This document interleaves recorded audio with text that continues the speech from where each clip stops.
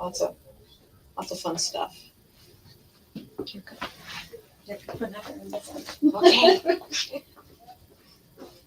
Should we wait a minute or two, or? It's up to you. We can direct people in. Okay.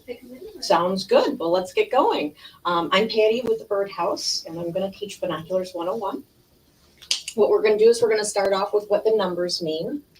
Go into the differences between what makes this 8x42 different than this 8x42. We were talking about the money. What does this, $79 pair differ from this $2,000 pair? Yeah. We're going to go over the different styles, the roof prisms, the Poro prisms, and the binoculars, and the uses, where you would use something like this versus, something like this or something like this. And then we're going to end with how to properly focus your binoculars and questions.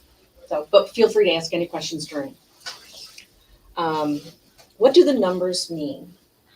Your first number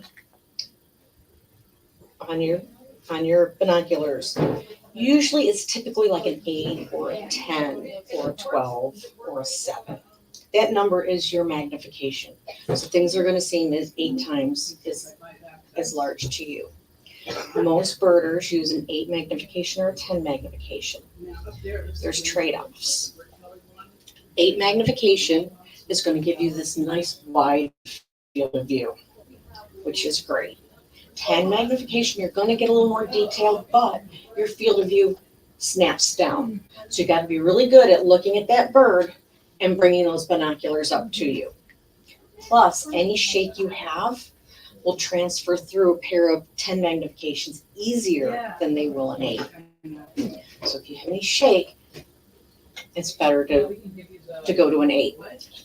It's good to look at everything though. Your second number is your millimeters of your objective lens or exiting lens. Where that becomes important is your pupil can dilate to about 5.33 millimeters. And to see how much light's going through the binoculars, you divide the numbers. 8 goes into 42, almost around 5 times. So maximum light is going through a pair of binoculars.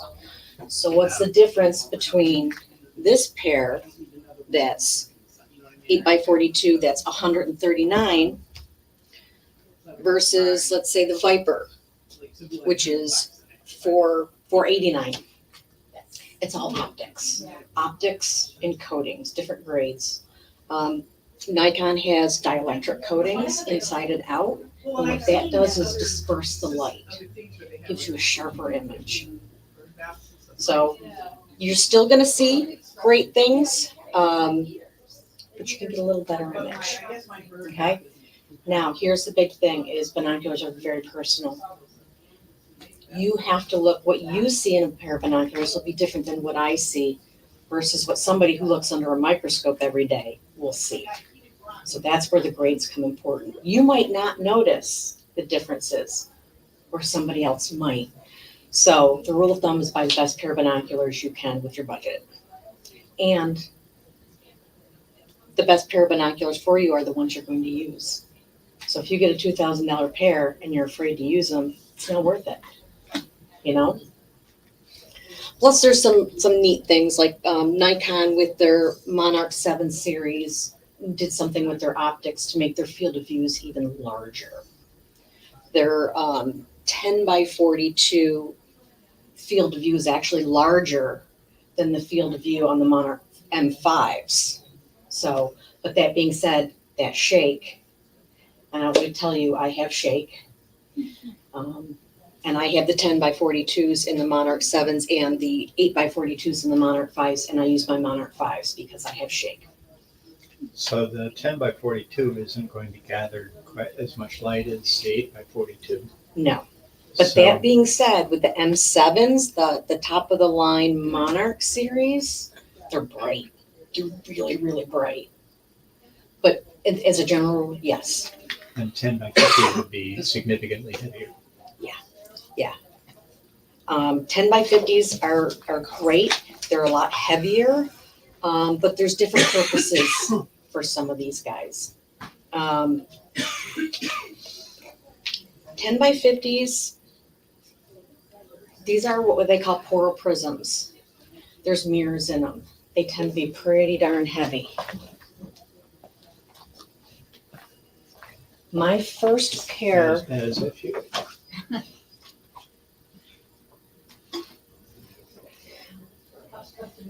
you can't go wrong with poro prisms. They're an old feel. Everybody used to have their Bushnells that has that nice feel to them. So people who like that nice feel, the poro prisms are great. They do tend to be heavy. But if you're hiking around, they make harnesses. So it's not, all the pressure's not on the back of your neck. My first pair of binoculars were the Nikon Lookout series. They were Lookout 4s. They were 10 by 50s, and I got them for stargazing.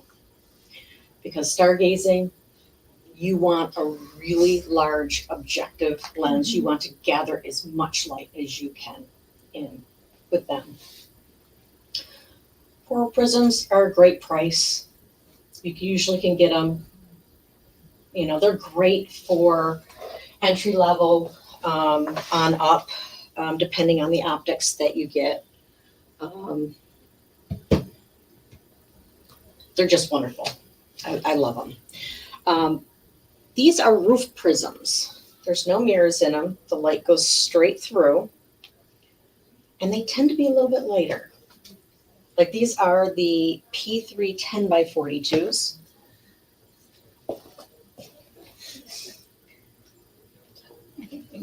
They're a little more portable, a lot lighter weight for carrying around when you're looking at birds. Is the second number usually 42? No. You get a lot of different gambits. 42 is a great all-purpose. Most birders like an 8 by 42. It's going to give you your maximum light through, going through, and you can get different ranges. You can get anything from $80 on up to over $2,000. It's all different grades of optics that do different things. It's all very personal, whatever you see the best out of them, what you're going to use. Using the smaller numbers, the smaller objective lenses, you're not going to get as much light through them. However, it all depends on what you're going to use these for. If someone comes in and says, I'm going to Costa Rica and my main objective is to see birds and to see how many birds I can see, well, I'm going to shoot them towards an 8 by 42. Probably one of the best ones that they can afford. Somebody says, I'm going to Costa Rica to hike, and if I see a bird, I'd like to see it, but weight's an issue. I'm going to go for something more portable, like an 8 by 30 or something like that. Less light, but still a decent binocular. It's not their primary focus of going there. We even have things like the Nikon 8 by 21s. I love these. I own them. They're fantastic. Yes, I am a binocular junkie. These are fantastic. I take them to concerts with me. They fit nice in my purse. They're inexpensive. It's just something I can throw in and go. So there's purposes for everything. There's even the binoculars. Binoculars are great. The 8 by 36 is great. It goes right on your belt loop. Like I said, if you're out hiking and stuff, and birding is not your first reason for being out there, it's still great to have something that you can take a look at. These are incredibly cute. Aren't they adorable? And they work really well for concerts. I mean, I could still read the greeting cards out there with them. Yeah. Now, going back to a couple of the numbers. Now, we talked about the 8s and we talked about the 10s. And I mentioned 12s and 7s. 12s, you're going to want to attach to a tripod. A lot of these have tripod adapters that you can get, and that will help stabilize them. 7s, you typically will see a 7 by 35. I don't recommend them for birders. You're not gonna get the detail that you want. You're gonna get a massive field of view. But what they are good for is a baseball game. Because you're gonna see the pitcher, the catcher, and the outfielder in one field of view. So if you're diehard into baseball, 7x35s are your binoculars. We're at the birdhouse. We're looking at birds. There's a lot of soccer moms. There's a lot of soccer moms, there's a lot of people who come in, and I've had people specifically say, I'm going to baseball games, and I have. That's why I carry, the Action Extremes, the Plural Prisms and 7x35s. It's for people who are going to baseball games.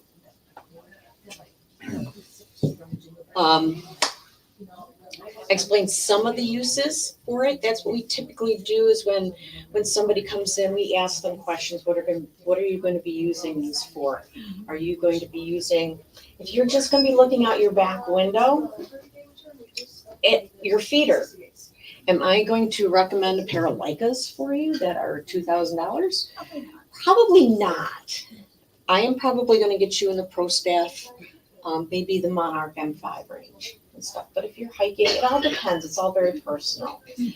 And I usually take people outside to go and look through them. Because like I said before, what I can see, you'll see something different.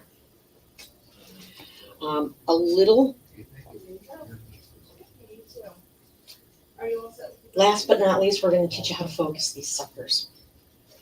So I'm going to give you the Monarch M7 8x42s. We're going to give you the Pro Staff P3 8x42s. And I am going to give Stephanie the Bantams. These are 6.5x32s. Okay. First thing to know about binoculars is if you are wearing your glasses, you see how these eye cups rotate up and down? That's your eye relief. If you're wearing your glasses, you're going to want your eye cups all the way in or up, just one. What you want to see is one concentric circle. If you're not wearing glasses, you're going to want your eye cups all the way up. They do the little wingies. What you do is you want to get them in, so you want to see one concentric circle. It's going to be very kind of difficult in here because we're so close to everything. Your main focus knob is that right there in the front. That's your main focus knob. So get them nice and focused for me. And when you got them focused, let me know. And that's just using the. And that's just using your main focus. Okay. My head is small. I gotta have all these things all the way in. Your eyes are closed. Yeah, that's true. My eyes are closed. My head was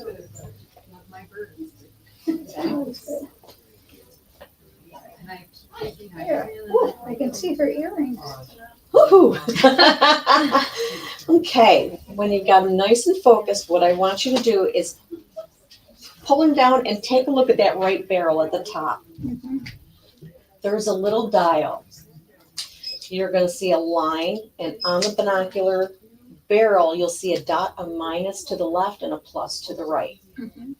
What we're going to do is we're going to calibrate that right barrel to your eye. So I want you to take your left hand and put it over the left barrel, or if there's an eye cup, just go ahead and put that eye cup on. Now, instead of using that main focus, we're going to use that little dial right above that plus dot minus. Now, you may see a large change, and you might see hardly any change at all. When you have it nice and sharp, let me know.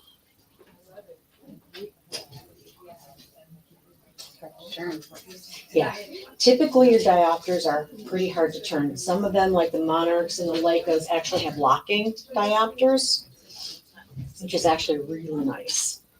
But I'm gonna tell you a little trick. feel like I'm at the ophthalmologist and they're saying, is this better or is that better, you know? It's something to definitely play with.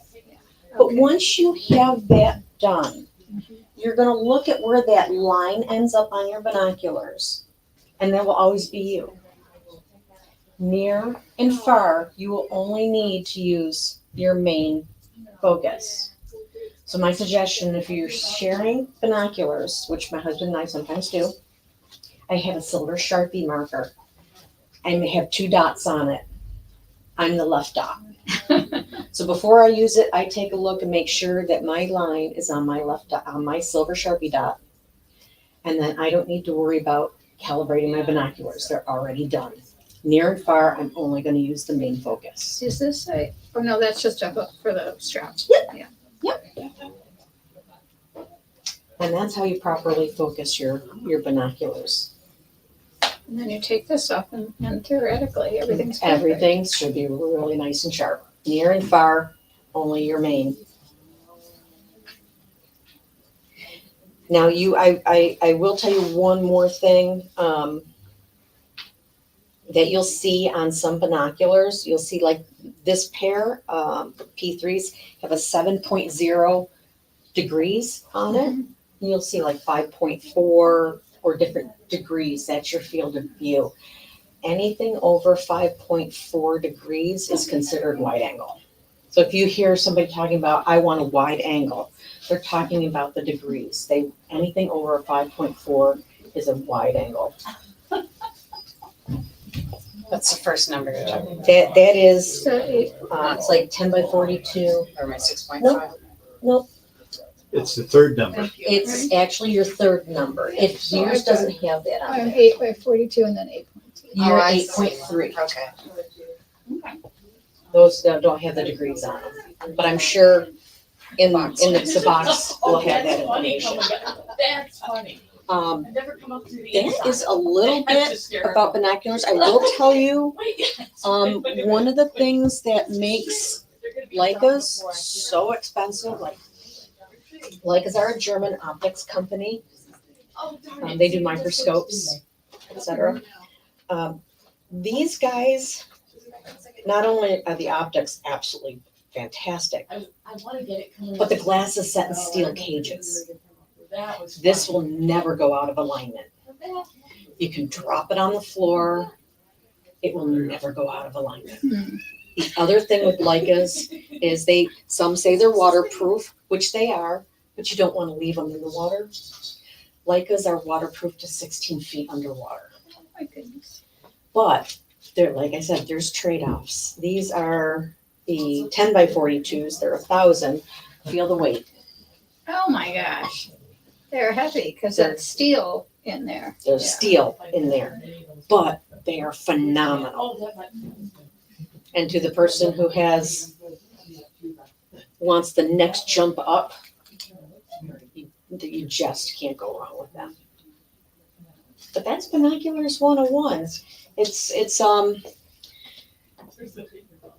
not too bad. Scopes are a whole different class, but it's very similar to these guys.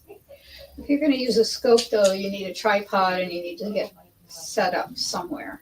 Yeah, and that's another thing we ask people when they come in and they're like, I want a scope. We ask them, what are you gonna do with it? And somebody says, well, I'm gonna go look at warblers. So you don't want a scope. Because You know. Warblers move all around. People who tend to get scopes are people who like to look at waterfowl, birds of prey, ships. You're seeing a lot more detail. They have to be on tripods or on a window mount for your car. But they're looking long distances with zooms. So the $2,000 pair, Mhm. what makes them 2,000? The optics. The optics are just phenomenal. Well, you say the optics and the case The glass. and They're set in the steel cages. It's And- just the and precision, and the the waterproofing. tolerancing, and the waterproofing. So those higher end ones have higher end optics, more stable, like you can bang them around and they'll Yes. hold up. Absolutely. Often water resistant, waterproof. Yep. Yeah, we've actually, when we had a pond out front, we had one sitting in a pond for about 5 minutes. And pulled them out, went shake, shake, shake, and they were That beautiful. must have been nerve wracking. Yes, yeah. And then they, our liker up at the time, took them and just kind of threw them off the table. I think we all gasped. But they won't go out of alignment because they're Confident in sealed their cages. brand. I would not do that with any of the other ones. Now we sell Leicas, we sell Nikons, Vortex, and Celestron. All fantastic companies. I can't say enough about. Celestrons are newest. They're top rated with Cornell Lab of Ornithology. So we decided to pick those up as well. Any questions? Did you see, there was a review of binoculars for birding in the wire cutter? No, I did not. This was by the fellow who wrote the review is, I think, a professional birder. Ooh, And he's got a pair of the Lights binoculars. so like us, yeah. Have they dropped the name Lights? Because, I mean, the company was Lights and they made Leica cameras. I Oh. go back, I show my age. No, we call them Leicas now. And he was saying, over like about a year of testing out in the field that he didn't, if he was buying a pair of binoculars now, he wouldn't go over like $400. That's the cool thing is I've been here for 14, 15 years. So I've watched the optics change throughout the years. Mhm. And you can get a decent pair under $200. I mean, decent pair. That's an all-purpose, waterproof, not being 16 feet underwater. But it's great. Where before You you don't mind couldn't. being out in the rain even with those. Right. Fog. Right. I mean, That's 10 why years they're ago, better it was for it. unheard of to find this caliber, like, the Monarch 7s, which are $500, at $500. This caliber was $1,000 10 years ago. Mhm. So it's amazing that things have gotten much more affordable. Yeah, and it's cool. And there's options. The nice thing is there's a lot of options because there's different feels to them. Nikons have a different feel than Vortex. The focus knob. I tend to see the Vortex knob tends to be a little looser. And some people prefer that. You're right in front of the camera. That's okay. He's not hearing me. He is focused on the. You're right in front of the camera. That's okay. Yeah. But it's all personal preference. Yeah. It's the feel. It's what you can see out of them. I think I started out maybe 30 or 40 years ago with a teeny tiny pair that was light that I could carry with me. And I now look at them and I'm thinking, oh boy, these are inferior to anything else. And it's because they were so small. And then I got, I don't know what the brand is, but they were 8x44, but heavy. Probably a Poro prism. Yeah. Probably mirrors in that. Yeah. And then the last one I got was just about $200. And I don't remember the brand. I should go home and look. But they were lighter, and I don't mind carrying. When I walk every day, I have a camera, not a heavy camera, but a camera and binoculars, and I have a harness for the binoculars. But it still gets, you don't want to load yourself down with too No. much stuff. No, you don't. But having that harness really helps. It Yeah. takes that pressure right off your Right. neck. Yeah. And the camera's slung over the other arm. Yeah. How about you? What do you do? I don't use binoculars very much. Usually when I'm on vacation, whale watching or, looking more out over the ocean or up into the mountains. So the wider field of vision works for me. But I like your idea of the monocular. And the binoculars. It's because I do like nature walks. That's why I go hiking, and I'll sometimes see something. So I'm not bird watching, but if something catches my attention, I want to take a quick Focus look. in on it, Yeah. And I struggle with the binoculars that I have because I jiggle and it's like, where is it? Trying to find it and zoom in. And I might have better success with a monocular, I think. You might. And I think the advice that you gave earlier that somebody else had also said is, look at what you want to look and then bring your binoculars up. Yeah. And So you're not- you really have to practice doing that. You don't do it. There right is the an art first to time. it. Yeah. But it does seem to be, it's the best way to do it. It is. It really is. And that's, it's a weird habit to get used to, Mhm. but you gotta bring them up to you. Right, Especially, not so much when your object is stationary, Right. like your ducks and your, birds have wings. but your little birdies, especially your warblers, they flip all around. Right, If I hear something and I'm trying to find what I'm hearing, so I don't know where it is, the wider field of vision is good to see the motion first, but then it's nice if you could zoom in. yeah. That's great. Do they have any, what I wanted to buy at one point, and I thought, I wish they did this, have really good binoculars that have a camera on them, so you could just go click, when you were really getting a good view with the binocular. And I don't think, Yes and no. I do have by Carson. It's a little adapter that you put your cell phone on and you put it onto your binoculars. And Celestron has a better one that I've got 2 on order, and I actually own it myself. of course you do. What optics don't I own? That I like even better because you have the X and Y axis to get your camera in there, but it also lets you do the Z axis, which gets you a better picture. Yeah. Now with these guys in your cameras, you're going to see a circle. You're not going to see a picture like you normally would see a picture from your phone. You're going to see a circle because that's what you're going to see through your binoculars. But this one also has a little Bluetooth, so you can set it up on a tripod, put it on, And remote. walk away, and you can see it on your phone, the picture, and you can click it when you want. So that's something brand new that That's pretty exciting. we're getting. I'll have a look.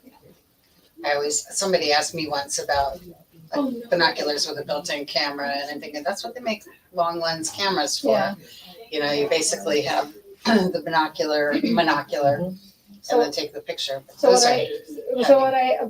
the long lens cameras are too heavy for me to be Mhm, carrying they're around. heavy. And so what I have is a Canon SX70 that has a like a 70 times zoom, and it's basically an automatic camera, but it has a really good zoom, and I tend to use that. I mean, that's what I take pictures with, but sometimes I use that instead of the binoculars, because I can just kind of zoom in. Do you use it on a tripod? Nope. Nope. Not even a monopod? I am very steady when I plant myself, and I'm really good I at wish it. I was. Yeah, Those cameras also have some image stabilization. yeah. Oh my So goodness. that's helpful.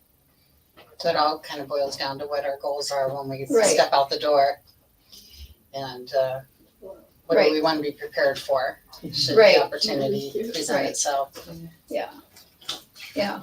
And it's great that there's so many options now. Yeah. And that they keep getting better. And they keep getting more affordable. Yes, I'm surprised by these little blue ones. those are very tempting. I know. I'm like, they don't look like they would do that much And- for you, and then the image is really crisp and. And it's 6.3 degrees, so these are wide angle. Mhm. And feel how light they Yeah. are. Like Yeah, these you could throw in your purse and just have them. all the Yeah. time, Yeah. anytime you needed something. Like they say, I go to concerts, that's what I bring. Because I'm not one of those people that I've got to sit on top of the stage. I would rather be in the Yeah. nosebleeds. I'm there to listen, and every once in a while I want to see. So That's what makes it fun. I saw you had some specials running right now. Can you tell us about those? Yes, actually today is the final day for the Monarch series. So the Nikon M7s and the M5s are on sale. Actually, a really good sale. I want to say the M7s are $60 off, and the M5s range $30 to $40 off. It's an instant rebate. The Pro Staffs, I believe the Pro Staff 7 and the Pro Staff 3 are on a really good sale right now. And that sale goes through, I believe, the 10th or the 9th. The 10th, they still stay on sale, but the rebate goes down to like a $20 rebate. Or right now, they're actually at a really good rebate. The Aculons might be on sale. I'm not 100% sure about So that. a lot of them are on sale, and now is the time. Now is the time. And if you get our coupons in the mail, you can't use them in conjunction with the binoculars that are on sale, but the binoculars that are not on sale, you can use our coupon with. So if you don't get our coupon in the mail, come see us. Get on our Get your mailing coupon list. and it's sitting on my desk at home. That's okay. We can look you up on the computer. There you go. Should have brought our binoculars, should have brought our, Yeah, oh, we can come back. Yeah, anytime, if you have any questions and you want to bring your binoculars in and have me go through them with you, feel free. Just give a call and make sure I'm Patti. Just make sure that I'm here, and I can run you through all the numbers and focusing your binoculars to you. I like that these have really good lens caps on them that are attached, that I had some that they fell off and Yeah. they're gone. Yeah. They're gone. Some of them are hard to replace. And the redesign was really nice on these because it used to be a little button here and the whole thing would pop off, and now it's an actual strap around it. Yeah. Which is really, really nice. And now I'm jading myself. Okay. That was great. Thank you very much. You're welcome. Thank you very much. They're 6.5 by 32. These were really They're feel nice. good. Mhm. Little thumb rest there. Yeah, they're new to us, the Bantams, the Vertex Bantams. They're really nice. I inherited a pair of Bushnell. Sorry, what did you call the The Poro Prisms. portal prisms? Yeah, Yeah, the mirrors. from my father. So they're like And they have the old 50 metal years old.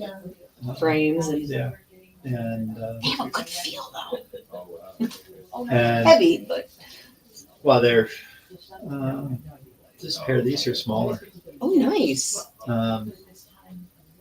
And then we've got a pair of Swifts that I guess you had bought. Mm-hmm. The 8x44s. Nice. But what you use now are your Nikons, I think.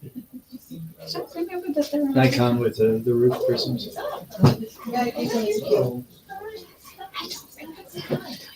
Nikon also has that lifetime no fault warranty. Yeah.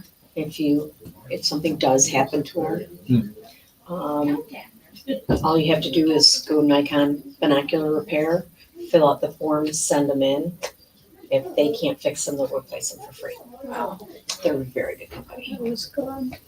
And since we are in New York, we are east of the Mississippi, where you send them is actually in New York State. So they get back Mhm. at some point. Yeah, that's great. Should we see if there's questions online? Sure, maybe we can ask Liz to see if there's So if you can. Yeah, I can see where you might want to, or Richard. Oh, we're checking. I don't know if there's any people online with us. You can see where you would want to have more than one binocular. Actually, I've got one by one window, one by another window, and then the ones that I carry every day. You just have compliments, that's all. Oh, cool. Thanks. Thank you for joining us for Binoculars 101. Doing this. This has been a lot of fun. And, if we get any questions from online, here comes Liz. We're just going to check and see if we got any questions there. But think we've gone through quite a bit. Great presentation comments. Yep. I appreciate everybody. Yeah. And like I said, if you have any questions, I'm Patti at the Birdhouse. Give me a call. Our phone number is 585-264-1550. Bring in your binoculars and I'll help walk you through them. That's great. Thank you very much. Have a great afternoon. Enjoy your day. Oh, you look. Yeah.